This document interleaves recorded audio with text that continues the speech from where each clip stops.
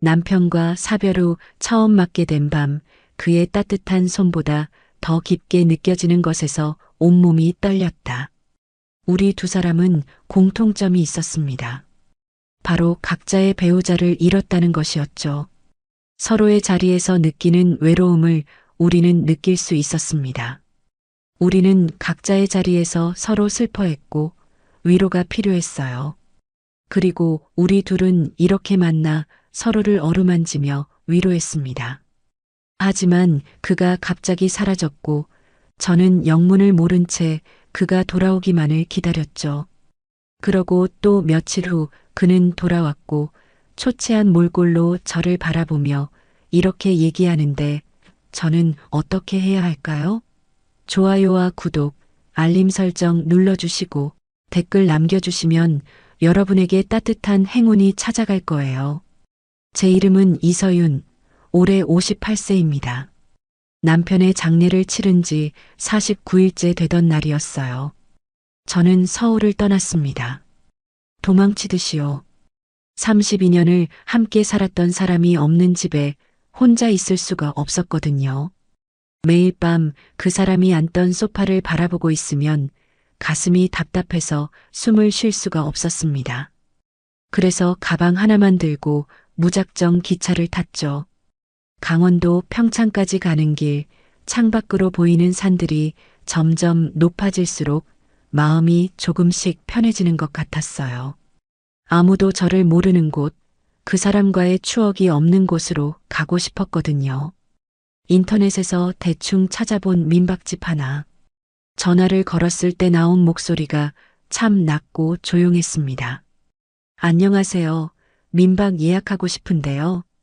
며칠 머무실 예정이신가요? 아직 모르겠어요. 일주일 정도? 전화 너머로 잠깐 침묵이 흘렀어요. 그러더니 그분이 조용히 말했습니다. 괜찮습니다. 언제든 오세요. 민박집에 도착했을 때 문을 열어준 분이 바로 그 목소리의 주인이었어요. 정태원이라고 자기소개를 하더군요. 64세라고 했는데 생각보다 키가 크고 어깨가 넓었습니다. 하지만 눈빛이 참 조용했어요. 마치 오래된 연못 같은 느낌이었죠. 이서윤입니다. 잘 부탁드려요. 네, 이쪽으로 오세요. 태원 씨가 안내해준 방은 생각보다 깔끔했습니다. 하지만 뭔가 이상했어요. 민박집 치고는 너무 조용하고 다른 손님들 기척이 전혀 느껴지지 않았거든요. 다른 손님들은 안 계세요? 요즘은 많이 오지 않아요. 태원 씨의 대답이 짧았어요. 더 묻고 싶었지만 왠지 물어보면 안 될 것 같은 분위기였습니다. 방에 짐을 풀고 나서 창문을 열었을 때 찬바람이 확 들어왔어요. 11월 초의 강원도는 서울보다 훨씬 추웠습니다. 하지만 그 차가운 공기가 오히려 좋았어요. 가슴속 답답함이 조금이나마 뚫리는 것 같았거든요. 저녁 때가 되니 태원 씨가 문을 두드렸습니다. 식사 어떻게 하실 건가요? 근처에 식당이 몇 개 있긴 한데. 아, 괜찮아요. 편의점에서 뭐라도 사 먹을게요. 그럴 필요 없어요. 제가 간단히라도 차려드릴게요. 사실 혼자 밥 먹는 게 무서워서 편의점 도시락으로 때우려던 참이었는데 태원 씨의 제안이 고마웠습니다. 거실로 나가니 이미 밥상이 차려져 있었어요. 된장찌개, 김치, 계란말이. 정말 소박한 밥상이었지만 뭔가 정성이 느껴졌습니다.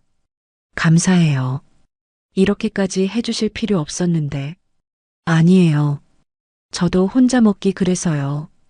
그 한마디에 뭔가 묘한 기분이 들었어요. 이 사람도 나처럼 혼자구나 싶었거든요. 하지만 더 자세히 묻진 않았습니다. 서로의 사정을 캐묻기엔 아직 낯선 사이였으니까요. 밥을 먹으면서 창밖을 바라봤어요. 어둠이 내리고 있었고 멀리 산 능선이 검게 보였습니다. 서울에서는 볼 수 없던 고요함이었죠. 그날 밤 침대에 누워서 천장을 바라보고 있었는데 눈물이 났어요. 하지만 서울에서 울 때와는 달랐습니다. 그때는 외롭고 무서워서 우는 거였다면 이날은 왠지 마음이 조금 편해져서 우는 것 같았어요. 아, 여기서라면 조금씩 나아질 수 있을지도 모르겠다는 생각이 들었거든요. 민박집에서 보낸 첫날 밤은 생각보다 편안했습니다. 서울에서는 매일 뒤척이며 새벽이 되어서야 잠들곤 했는데 여기서는 산바람 소리에 스르르 잠이 들더군요. 아침에 일어나 방을 둘러보니 정말 깔끔하게 정리되어 있었어요. 하지만 뭔가 이상했습니다. 방 안에서 계속 묘한 냄새가 났거든요. 곰팡이 냄새도 아니고 먼지 냄새도 아니고 뭔가 오래된 그리움 같은 냄새였달까요? 태원 씨가 아침 식사를 차려주셨는데 밥을 먹으면서 물어봤어요. 이 방 원래 누가 쓰던 방인가요? 아, 그냥 손님 방이에요. 대답이 조금 어색했습니다. 뭔가 숨기는 게 있는 것 같았지만 더 묻지는 않았어요. 식사 후 방으로 돌아와서 짐을 정리하기 시작했습니다. 옷을 개서 장에 넣고 세면도구를 화장대 위에 놓으려는데 화장대 서랍이 조금 열려 있더군요. 서랍을 열어보니 비어 있었어요. 하지만 맨 아래 서랍을 열었을 때는 깜짝 놀랐습니다. 구석진 곳에 편지 한 통이 있었거든요. 편지 봉투는 누렇게 바랬고 모서리가 해져 있었어요. 누군가 몇 번이고 만져본 것 같았습니다.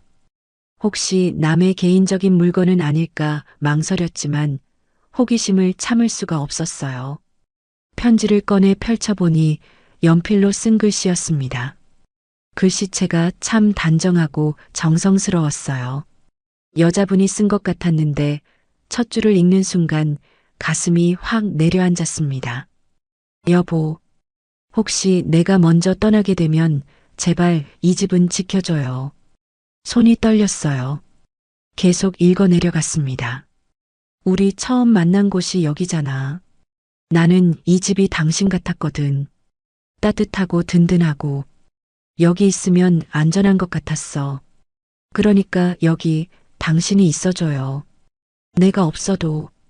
편지 뒷면에는 더 작은 글씨로 이렇게 적혀 있었습니다. 태원아, 사랑해. 미안해. 그 순간 모든 게 이해됐어요. 왜 태원 씨가 그렇게 조용한 눈빛을 하고 있었는지, 왜 이 집에 다른 손님이 없는지, 왜 방에서 이런 슬픈 냄새가 나는지. 편지를 다시 접어서 원래 자리에 넣어두었습니다. 남의 아픈 추억을 건드리고 싶지 않았거든요. 하지만 마음이 복잡했어요. 그 여자분이 얼마나 태원 씨를 사랑했을까 생각하니까 가슴이 먹먹해졌습니다.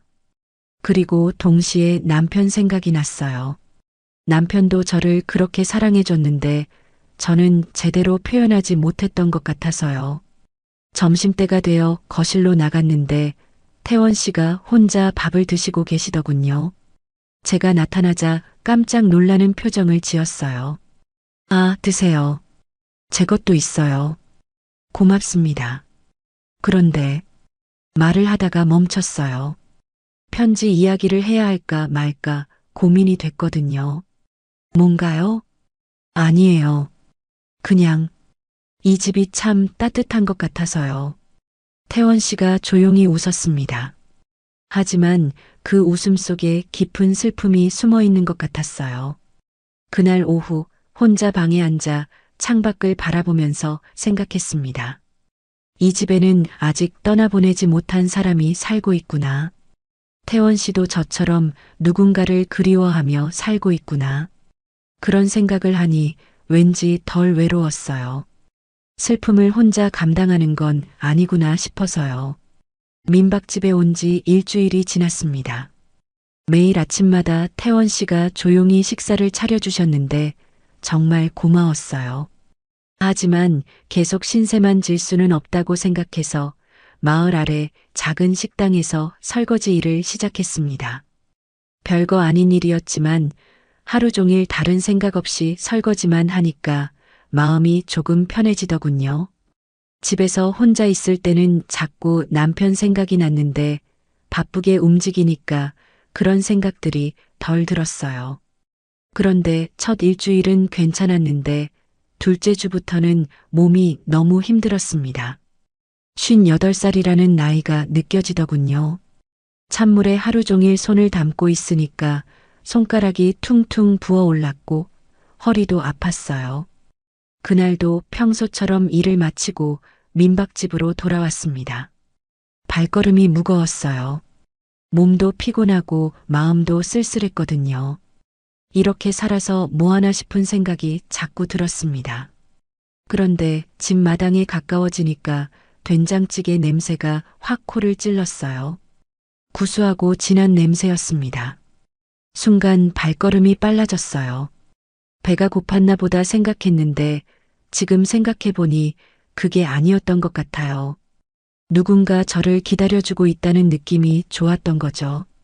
마당에 들어서니 태원 씨가 평상에 밥상을 차려놓고 있었습니다. 어서 오세요. 피곤하셨죠? 네. 근데 이렇게 또 차려주시면 어떻게 해요? 혼자 먹기 그래서요. 같이 드세요. 태원 씨의 말투가 참 담담했어요. 하지만 그 말 속에서 외로움이 느껴졌습니다. 아, 이 사람도 나처럼 혼자 밥 먹는 게 힘든가 보다 싶었어요. 평상에 마주 앉아 밥을 먹기 시작했습니다. 된장찌개가 정말 맛있었어요. 집에서 끓인 된장찌개 특유의 깊은 맛이 났거든요. 한 숟갈 떠서 입에 넣는 순간 목이 확 메었습니다. 남편이 살아있을 때도 된장찌개를 자주 끓여줬는데 그때는 당연하게 생각했어요. 매일 나를 위해 밥을 해주는 사람이 있다는 것을요. 그런데 그 사람이 없어지고 나니까 누군가 나를 위해 밥을 차려준다는 게 이렇게 고마운 일인지 몰랐습니다. 눈물이 나올 것 같아서 고개를 숙였어요. 괜찮으세요? 태원 씨가 걱정스러운 목소리로 물었습니다. 네, 괜찮아요. 그냥 누가 나 위해 밥 차려준 게 언제였는지 기억도 안 나서요. 정말 그랬어요. 남편이 아프기 시작한 지 2년 동안은 제가 계속 간병을 했거든요. 남편 밥, 남편 약, 남편 병원. 제 밥은 항상 대충 때웠어요. 컵라면으로, 김밥 한 줄로, 빵 한 조각으로. 저도 그래요. 태원 씨가 조용히 말했습니다. 혼자 밥 먹는 게 이리 서글픈 줄 몰랐어요. 우리는 그날 별말 없이 밥을 먹었습니다. 하지만 이상하게 편안했어요. 서로의 아픔을 굳이 말로 설명하지 않아도 알 것 같았거든요. 밥을 다 먹고 나니 태원 씨가 차를 끓여왔어요. 구기자차였습니다. 달콤하면서도 은은한 향이 좋았어요. 몸에 좋은 차예요. 많이 피곤해 보이셔서 고마워요. 정말 마당 평상에 앉아 따뜻한 차를 마시면서 하늘을 올려다봤습니다. 별이 참 많이 떠 있었어요. 서울에서는 볼 수 없던 별들이었습니다. 별이 많네요. 네, 여기는 밤하늘이 참 예뻐요. 태원 씨도 혼자 오래 사셨어요? 조심스럽게 물어봤습니다. 편지를 받지만 직접 듣고 싶었거든요. 3년 됐어요. 힘드셨겠어요. 처음엔 정말 힘들었어요. 지금도 가끔 태원 씨의 목소리가 작아졌습니다. 더 묻지 않았어요. 서로의 상처를 건드릴 필요는 없으니까요. 그날 밤 방으로 들어가면서 생각했습니다. 오늘 된장찌개 한 그릇에 제가 무너져 버렸구나. 하지만 나쁘지 않았어요. 가끔은 무너져도 괜찮은 것 같았거든요. 혼자가 아니니까요. 11월도 중순이 지나니 강원도 날씨가 정말 추워졌습니다. 특히 밤에는 바람이 살을 애는 듯 차가웠어요. 그날도 일을 마치고 돌아와서 마당에 앉아 있는데 찬바람이 불어와 몸이 움츠려들었습니다. 추우시겠네요. 태원 씨가 저를 보더니 조용히 말했어요. 그러고는 창고 쪽으로 사라졌다가 코트 하나를 들고 왔습니다. 이거라도 입으세요. 코트를 받아들면서 깜짝 놀랐어요. 여성용 코트였거든요. 베이지색의 부드러운 소재로 된 참 우아한 코트였습니다. 하지만 입어도 되는 건지 망설여졌어요. 괜찮아요? 네, 입으세요.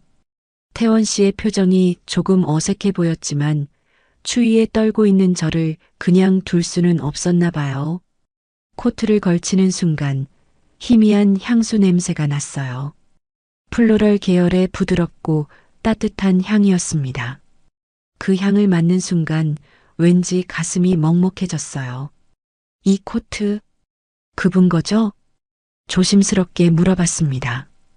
태원 씨가 놀란 듯 저를 바라보더니 천천히 고개를 끄덕였어요. 향수 냄새가 아직 남아있네요. 따뜻한 사람이었나 봐요. 정말 그랬어요. 그 향수 냄새에서 뭔가 포근하고 다정한 느낌이 들었거든요. 아마 그분이 그런 성격이었을 거라는 생각이 들었습니다. 태원 씨는 아무 말 없이 고개만 끄덕였어요. 하지만 그 눈빛에서 그리움이 느껴졌습니다. 죄송해요. 괜히 이상한 소리를. 아니에요. 맞아요. 정말 따뜻한 사람이었어요. 태원 씨의 목소리가 작아졌습니다. 더 말하기 힘들어하는 것 같아서 저도 입을 다물었어요. 잠시 후 태원 씨가 맥주 2캔을 가져왔습니다. 한잔 하실래요? 오늘 좀 쌀쌀해서. 좋아요. 평상에 나란히 앉아 맥주를 마시기 시작했어요. 달이 참 밝았습니다. 구름 한 점 없는 하늘에 둥근 달이 떠 있어서 마당 전체가 은은하게 밝았어요. 코트를 입고 있으니 따뜻했지만 동시에 묘한 기분이었습니다. 다른 여자의 옷을 입고 있다는 게 조금 어색했거든요. 하지만 그 코트가 주는 따뜻함이 좋았어요.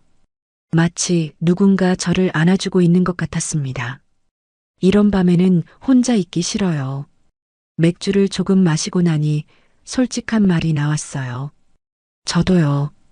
태원 씨도 담담하게 대답했습니다. 특히 달 밝은 밤에는 더 그래요. 왜 그럴까요? 글쎄요. 달빛이 너무 예뻐서 누군가와 함께 봐야 할 것 같아서 그런가 봐요. 맞는 말이었어요. 이렇게 아름다운 밤을 혼자 보내기엔 너무 아까웠거든요. 맥주를 마시면서 이런저런 이야기를 했습니다. 태원 씨의 어린 시절 이야기, 제가 서울에서 살던 이야기. 깊은 얘기는 아니었지만 편안했어요. 그런데 맥주캔을 내려놓으려다가 실수로 태원 씨의 손과 스쳤습니다. 아주 잠깐, 정말 스치듯 스쳤을 뿐인데 깜짝 놀랐어요. 따뜻했거든요. 남편이 죽은 후 처음 느껴보는 다른 사람의 체온이었습니다. 태원 씨도 놀란 듯 손을 움직였지만 완전히 떼지는 않았어요. 저도 그대로 있었습니다. 어색했지만 나쁘지 않았거든요. 그 순간 가슴이 두근거렸어요. 죄책감과 함께요. 남편이 죽은 지 몇 달도 안 됐는데 다른 남자의 체온에 설레는 제가 이상했습니다. 하지만 동시에 너무 오랫동안 잊고 살았던 감정이기도 했어요. 죄송해요. 태원 씨가 먼저 손을 빼며 사과했습니다. 아니에요. 괜찮아요. 정말 괜찮았어요. 아니, 괜찮다는 표현이 맞나 싶을 정도로 복잡한 기분이었지만요. 그날 밤 방으로 들어가서 코트를 벗으면서 생각했습니다. 남편이 죽은 후 처음 맞게 된 밤, 누군가의 체온이 이렇게 떨리게 느껴질 줄은 몰랐다고요. 그게 잘못된 건지 자연스러운 건지 모르겠지만 적어도 오늘 밤은 외롭지 않았어요. 그날 밤 이후로 뭔가 달라진 것 같았어요. 태원 씨와 저 사이에 미묘한 긴장감이 흘렀습니다. 서로 눈을 마주치면 어색해했고 말도 평소보다 조심스러워졌어요. 다음 날 아침 일어나서 거실로 나갔는데 태원 씨가 보이지 않았습니다. 평소엔 일찍 일어나서 아침을 준비해 주셨는데 그날은 부엌이 조용했어요. 한참 기다려도 나타나지 않아서 방 쪽을 확인해 봤는데 태원 씨 방문이 열려 있었습니다. 안에는 아무도 없었어요. 침대는 정리되어 있었고 옷들도 몇 벌 없어져 있었습니다. 그제야 알았어요. 태원 씨가 집을 나간 거구나. 처음엔 곧 돌아올 거라고 생각했습니다. 하지만 하루가 지나고 이틀이 지나도 태원 씨는 나타나지 않았어요. 연락처를 물어보지 않았다는 걸 그때서야 깨달았습니다. 혼자 민박집에 있으니 참 이상했어요. 며칠 전까지만 해도 서울에서 혼자 살았는데 여기서 혼자 있으니까 더 외로웠거든요. 아마 태원 씨가 주는 따뜻함에 익숙해져서 그런가 봐요. 하루 종일 일을 하고 돌아와도 집은 조용했습니다. 평소 같으면 태원 씨가 어서 오세요라고 인사해 주셨는데 그 목소리가 없으니까 집이 텅 빈 것 같았어요. 냉장고에 있는 반찬들로 혼자 밥을 먹었는데 맛이 없었습니다. 같은 반찬인데도 혼자 먹으니까 왜 이렇게 맛없을까요? 밥을 먹으면서 자꾸 태원 씨 생각이 났어요. 저 때문에 나간 건 아닐까 하는 생각도 들었습니다. 어젯밤 손이 스쳤을 때 제가 별다른 반응을 안 해서 부담스러웠을 수도 있겠다 싶었거든요. 혼자 있으면서 민박집 구석구석을 유심히 보게 됐어요. 거실 한쪽 벽에는 사진들이 걸려 있었는데 대부분 태원 씨와 한 여자분이 함께 찍은 사진들이었습니다. 그 여자분이 정말 예뻤어요. 온화한 미소를 지었는데 눈에서 따뜻함이 느껴졌습니다. 태원 씨도 그 사진들에서는 지금보다 훨씬 밝은 표정이었어요. 부엌에는 커플 컵이 있었고 냉장고에는 둘이 함께 찍은 폴라로이드 사진이 붙어 있었습니다. 화장대에 놓인 작은 액자에는 손을 꼭 잡고 웃고 있는 사진도 있었고요. 모든 게 그들의 사랑을 말해주고 있었어요. 얼마나 행복했을까 싶었습니다. 그리고 그 행복을 잃은 태원 씨의 마음이 어떨지도 조금 이해가 됐어요. 사흘째 되던 날 저녁 일을 마치고 돌아오는데 민박집에 불이 켜져 있었습니다. 가슴이 뛰었어요. 태원 씨가 돌아온 거구나 싶어서요. 현관문을 열고 들어가니 태원 씨가 거실에 앉아 있었어요. 하지만 모습이 많이 달라져 있었습니다. 얼굴이 초췌해져 있었고 눈이 많이 부어 있었어요. 어서 오세요. 태원 씨가 평소와 같은 인사를 했지만 목소리에 힘이 없었습니다. 어디 다녀오셨어요? 걱정했어요. 죄송해요. 갑자기 나가서. 괜찮아요. 무슨 일 있으셨던 거예요? 태원 씨는 한참 말없이 있다가 천천히 입을 열었어요. 오늘 그 사람 유품을 정리했어요. 아, 그래서 그렇게 힘들어하는구나 싶었습니다. 3년 동안 못 건드렸던 건데 오늘 용기를 내서 정리했어요. 옷이며 화장품이며 편지들까지. 태원 씨의 목소리가 떨렸어요. 집을 떠날까도 했는데 아직은 모르겠어요. 여기 있으면 자꾸 그 사람 생각이 나서 힘들지만 떠나면 정말 끝인 것 같아서요. 그 말을 듣고 있으니 가슴이 아팠어요. 저도 남편을 떠나보낸 입장이라 그 마음을 이해할 수 있었거든요. 조용히 태원 씨 옆에 앉아서 그의 손을 잡았습니다. 차가웠어요. 혼자 보내는 건 너무 외로운 일이잖아요. 정말 그랬어요. 사랑하는 사람을 혼자 보내는 건 너무 힘든 일이었습니다. 저도 그랬거든요. 남편 보내고 나서 혼자 있기가 너무 무서웠어요. 그래서 여기까지 도망 온 거고요. 태원 씨가 저를 바라봤어요. 그 눈빛에서 깊은 슬픔과 함께 고마움도 느껴졌습니다. 같이 있어도 될까요? 조금만요. 네, 그래요. 그날 밤 우리는 아무 말 없이 거실에서 차를 마셨습니다. 서로의 슬픔을 위로할 수는 없었지만 혼자가 아니라는 것만으로도 조금 나았어요. 며칠 후 태원 씨가 조금씩 예전 모습을 되찾아갔습니다. 여전히 슬픔이 눈에서 보였지만 적어도 말은 다시 하기 시작했어요. 저도 그가 돌아온 게 정말 다행이라고 생각했습니다. 그날 저녁 평소처럼 함께 차를 마시고 있었는데 태원 씨가 조용히 말했어요. 서윤 씨도 많이 힘드셨겠어요. 혼자 감당하기엔. 괜찮아요. 이제 많이 나아졌어요. 거짓말이었습니다. 아직도 밤마다 남편 생각에 잠들지 못하는 날이 많았거든요. 정말요? 가끔 울고 계신 소리가 들렸는데 깜짝 놀랐어요. 제가 우는 소리가 들렸다니요. 항상 조용히 울려고 노력했는데 들켰나 보네요. 아, 죄송해요. 시끄럽게 해서. 아니에요. 저도 그래요. 가끔 참을 수 없을 때가 있어요.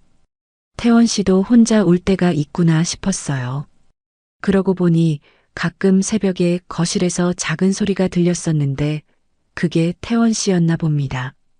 그때 문득 생각이 났어요. 남편이 남긴 음성 메시지 말이에요. 아직 한 번밖에 듣지 못했던 그 메시지요. 태원 씨, 제가 들려드리고 싶은 게 있어요. 낡은 스마트폰을 꺼냈습니다. 손이 떨렸어요. 그 음성 메시지를 다른 사람과 함께 듣는다는 게 무서웠거든요.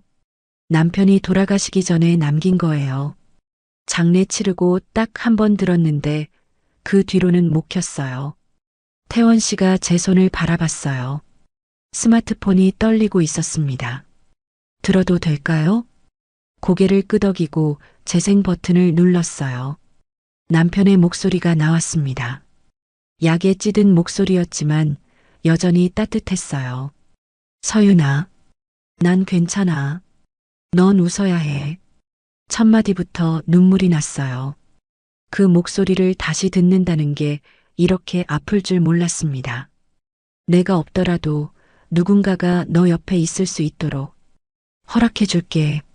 너 혼자 남겨두고 가는 게 가장 미안해. 하지만 넌 충분히 사랑받을 자격이 있는 사람이야. 음성 메시지가 끝나자 저는 완전히 무너져 버렸어요. 억지로 참고 있던 눈물이 쏟아져 나왔습니다. 태원 씨가 말없이 제 손을 잡았어요. 따뜻했습니다. 눈물이 날 땐 참지 마세요. 제가 옆에 있을게요. 그 말을 듣는 순간 더 이상 참을 수 없었어요. 고개를 숙이고 소리 없이 울었습니다. 남편에 대한 그리움, 혼자 남겨진 두려움, 태원 씨에게 느끼는 미안함까지 모든 감정이 한꺼번에 쏟아져 나왔어요. 태원 씨는 아무 말 하지 않았어요. 그냥 제 옆에 조용히 앉아서 손을 잡아주기만 했습니다. 그게 더 고마웠어요. 위로의 말보다도요. 한참을 울고 나서 고개를 들었을 때 태원 씨의 눈에도 눈물이 맺혀 있었어요. 좋은 분이셨네요. 네. 너무 좋은 사람이었어요. 그분 말씀이 맞아요. 서윤 씨는 충분히 사랑받을 자격이 있어요. 그 말에 또다시 눈물이 났어요. 하지만 이번엔 슬픔만이 아니었습니다. 뭔가 따뜻한 감정도 섞여 있었거든요. 그날 밤 처음으로 누군가 앞에서 마음껏 울 수 있었어요. 혼자가 아니라는 것, 내 눈물을 받아줄 사람이 있다는 것이 이렇게 위로가 되는 줄 몰랐습니다. 그날 이후로 태원 씨와 저 사이에는 뭔가 달라진 공기가 흘렀어요. 서로를 더 깊이 이해하게 됐다고 할까요? 말하지 않아도 상대방의 마음을 조금씩 알 수 있게 됐습니다. 며칠 후 평소처럼 함께 저녁을 먹고 있었는데 태원 씨가 조용히 말했어요. 서윤 씨, 제가 조심스럽게 여쭤봐도 될까요? 네, 뭐든지요. 앞으로 계획이 어떻게 되세요? 계속 여기 계실 건가요? 사실 저도 고민하고 있던 문제였어요. 언제까지 이렇게 민박집에 머물 수는 없으니까요. 아직 잘 모르겠어요. 서울로 돌아가긴 해야겠지만. 그렇겠죠. 태원 씨의 목소리가 조금 아쉬워 보였어요. 그러더니 한참 망설이다가 다시 입을 열었습니다. 이 집, 나 혼자 지키지 않아도 된다면 좋겠어요. 깜짝 놀랐어요. 그게 무슨 뜻인지 알 것 같으면서도 확신이 서지 않았거든요. 그게 무슨 말씀이세요? 저 같은 사람이 여기 있어도 될까요? 계속요. 가슴이 뛰었어요. 태원 씨가 저에게 함께 있자고 말하는 건가요? 태원 씨, 부담스러우시면 안 해도 돼요. 그냥 혼자 있기가 너무 외로워서 있어줬으면 좋겠어요. 제 입에서 나온 말에 저 자신도 놀랐어요. 하지만 진심이었습니다. 이곳에서 태원 씨와 함께 있으면 마음이 편안했거든요. 태원 씨가 놀란 눈으로 저를 바라봤어요. 정말요? 네, 정말이요. 저도 혼자 있기 싫어요. 그날 밤 평소보다 일찍 방으로 들어갔지만 잠이 오지 않았어요. 태원 씨와 함께 살기로 한 것에 대한 설렘과 불안이 동시에 밀려왔거든요. 한참을 뒤척이다가 거실로 나갔어요. 태원 씨도 잠들지 못했나 봐요. 거실에 앉아 차를 마시고 있었습니다. 잠 안 오세요? 네, 잠깐 나왔어요. 평상에 나란히 앉아 차를 마시는데 오늘따라 공기가 다르게 느껴졌어요. 뭔가 긴장되면서도 따뜻했습니다. 태원 씨, 네, 오늘 밤 혼자 있고 싶지 않아요. 제가 한 말에 스스로도 놀랐어요. 이런 말을 할 줄 몰랐거든요. 태원 씨가 저를 바라봤어요. 그 눈빛에서 놀람과 함께 따뜻함이 느껴졌습니다. 서윤 씨, 무서워요. 혼자 있으면 자꾸 슬픈 생각만 들어서요. 정말 그랬어요. 요즘 밤마다 남편 생각에 잠들지 못하고 있었거든요. 태원 씨가 조용히 고개를 끄덕였어요. 같이 있어도 될까요? 네. 그렇게 해서 우리는 거실에서 함께 밤을 보내기로 했습니다. 태원 씨가 담요를 가져와서 소파에 덮어주었어요. 이렇게라도 괜찮으세요? 네, 고마워요. 소파에 나란히 앉아 있으니 마음이 편안해졌어요. 누군가 옆에 있다는 것만으로도 안전한 느낌이 들었거든요. 태원 씨가 조심스럽게 제 어깨에 손을 올렸어요. 따뜻했습니다. 괜찮으세요? 네. 그러다가 자연스럽게 태원 씨 어깨에 기대게 됐어요. 오랫동안 느껴보지 못했던 안정감이었습니다. 고마워요, 태원 씨. 저야말로 고마워요. 그날 밤 처음으로 진심으로 안심하고 잠들 수 있었어요. 누군가 제 곁에서 지켜주고 있다는 느낌이 이렇게 따뜻할 줄 몰랐습니다. 태원 씨의 체온이 전해져 오는 게 그 어떤 것보다도 위로가 됐어요. 11월 말이 되니 민박집 마당에는 저희가 함께 심은 배추가 제법 자라 있었어요. 처음엔 제대로 클지 걱정했는데 매일 정성스럽게 물을 주고 돌봐주니까 이렇게 싱싱하게 자라더군요. 이제 김장할 때가 됐네요. 태원 씨가 배추를 만져보며 말했어요. 김장이요? 저 그런 거 잘 못해요. 괜찮아요. 제가 가르쳐 드릴게요. 태원 씨와 함께 장을 보러 갔습니다. 고춧가루, 젓갈, 마늘. 김장에 필요한 재료들을 하나하나 고르면서 마치 진짜 부부가 된 것 같은 기분이 들었어요. 김장하는 날 마당에서 큰 대야에 배추를 절이는 모습을 보니 옛날 어머니 생각이 났습니다. 어렸을 때는 김장이 그저 번거로운 일이라고 생각했는데 지금 해보니 이런 정성이 필요한 일이었구나 싶었어요. 이렇게 하는 거예요. 태원 씨가 제 손을 잡고 김치 양념을 버무리는 법을 가르쳐 줬어요.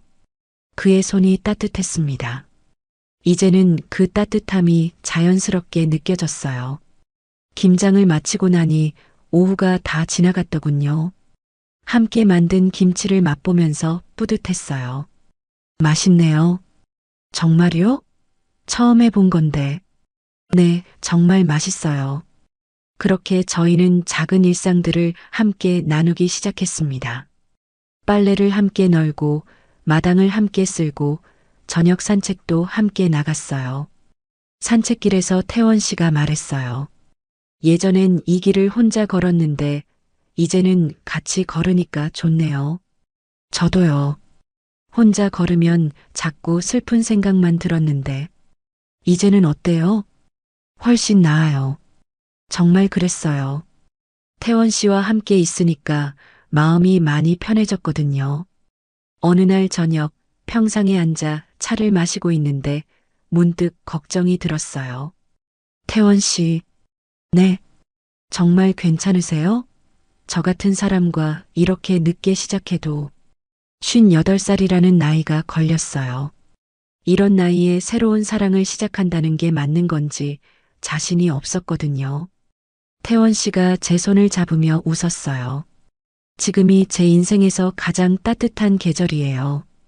그 말을 듣는 순간 가슴이 뭉클했어요. 정말 진심으로 하는 말인 게 느껴졌거든요. 나이는 숫자일 뿐이에요. 중요한 건 마음이잖아요. 그래도 서윤 씨, 저도 64살이에요. 하지만 지금 이 순간이 가장 행복해요. 그날 밤 방에 혼자 누워서 생각했어요. 남편이 죽은 후 처음 맞게 된 밤, 태원 씨의 손이 스쳤을 때 느꼈던 그 떨림이 무엇이었는지 이제야 알 것 같았습니다. 그건 단순한 외로움이나 그리움이 아니었어요. 다시 살아보고 싶다는 마음이었습니다. 누군가를 사랑하고 누군가에게 사랑받으며 살고 싶다는 간절한 마음이었던 거죠. 나이가 들어서 시작하는 사랑이 늦은 건 아니구나 싶었어요. 오히려 인생의 아픔을 겪고 난 후에 만나는 사랑이기에 더 소중하고 깊은 것 같았습니다. 창밖으로 보이는 겨울 하늘을 바라보면서 다짐했어요. 이제 정말 새로운 인생을 시작해보자고. 늦었다고 생각하지 말고 지금부터라도 행복하게 살아보자고요.